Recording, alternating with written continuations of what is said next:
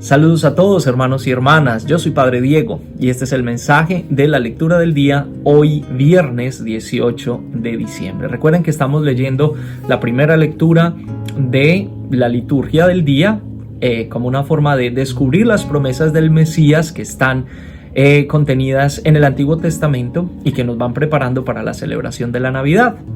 Leemos hoy del libro del profeta Jeremías, el capítulo 23, los versículos 5 al 8.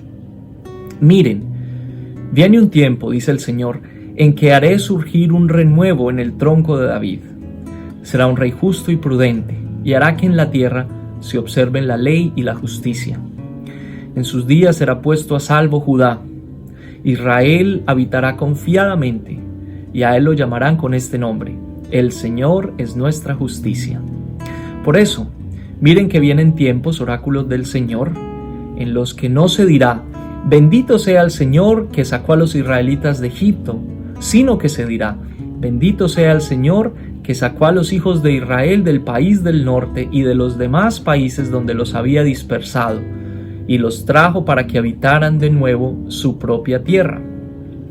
Muy bien, como les decía, entonces viene hoy la versión de las promesas de salvación desde el profeta Jeremías, y hay dos elementos que yo quiero resaltar en este texto, en este pasaje. El primero es que Jeremías se mueve en la misma línea de la tradición del Génesis que leímos ayer acerca de Jacob.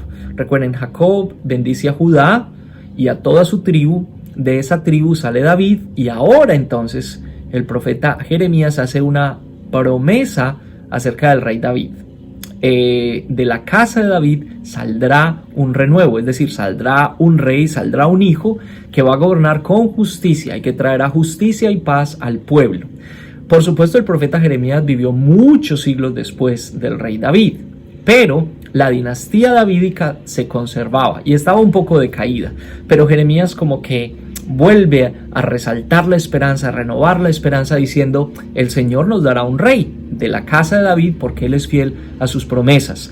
Hay un villancico muy bonito en inglés que habla de un rey diciéndole a la gente: escuchen lo que les digo, este niño durmiendo en la noche nos traerá bondad y luz.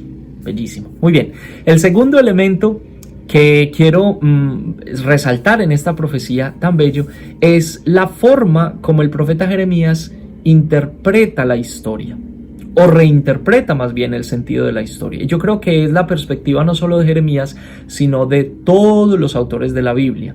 La historia para los judíos no es solamente el recuerdo de un acontecimiento del pasado, algo que ocurrió.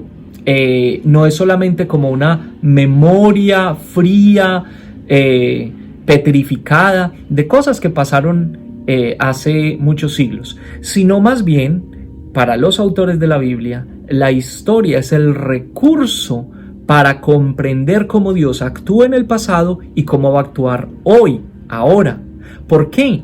Porque lo que conduce la historia es la fidelidad de Dios a sus promesas. Entonces, por eso es tan importante para los judíos recordar. Por eso es tan importante para los judíos hacer memoria de lo que Dios hizo en el pasado, porque Él lo va a volver a hacer hoy. De lo que Dios ha prometido en el pasado, porque eso jalona la historia hacia un progreso, si ustedes quieren.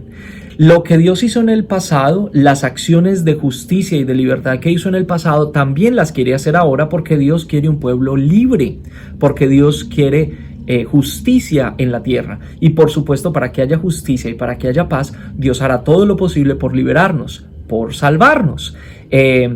Por eso es tan importante en la tradición espiritual de Israel recordar lo que Dios hizo en el pasado, porque lo va a hacer nuevamente hoy. Entonces Jeremías aquí en esta promesa reinterpreta. Ya no se dirá el Dios que sacó a los israelitas de Egipto, sino que ahora se dirá el Dios que va a sacar a los hermanos que están atrapados en países extranjeros y los va a volver y los va a traer para que habiten nuevamente su tierra. Una cosa bellísima. Vamos a leer nuevamente este pasaje.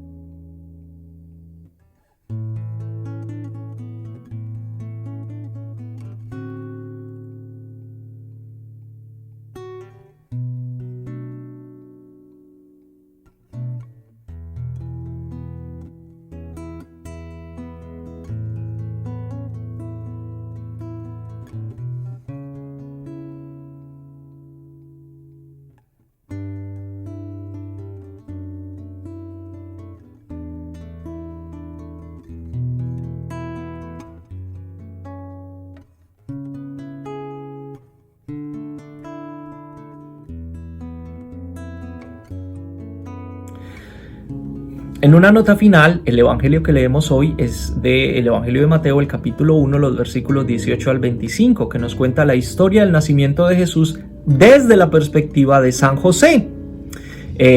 Porque recuerden que Mateo empezó ayer la genealogía. El capítulo 1 de Mateo empieza con la genealogía de Jesús y según esa genealogía, Jesús es hijo de José. A propósito, ¿sabían ustedes que el Papa ha declarado este año el año de San José? Y que ha publicado una carta apostólica que se llama Patris Corde, Padre del Corazón. Una cosa bellísima. Yo la descargué y me la leí en una sentada. No es muy larga, es cortita. Pero es una preciosura. La profundidad de esta carta, las ideas que nos entrega el Papa Francisco acerca de una espiritualidad adecuada en la devoción de San José, es una cosa impresionante, tiene unas expresiones bellísimas. Por favor, les recomiendo que vayan a este sitio web que les dejo aquí y lean esta carta Patris Corde que el Papa Francisco ha escrito en celebración del 150 aniversario de la declaración de San José como patrono de la Iglesia Universal. Entonces este es el año de San José para meditar en este maravilloso personaje. Y finalmente me han acusado, una acusación muy seria, de que este café es fake, que esto no es cierto, que mi pocillo está vacío. Yo tengo pruebas de que sí tomo café. Para quienes me acusan injustamente, los invito a que nos tomemos un cafecito y que el Señor los bendiga en el nombre del Padre, del Hijo y del Espíritu Santo. Amén. Nos vemos el lunes. Feliz fin de semana. Salud. Chao, chao.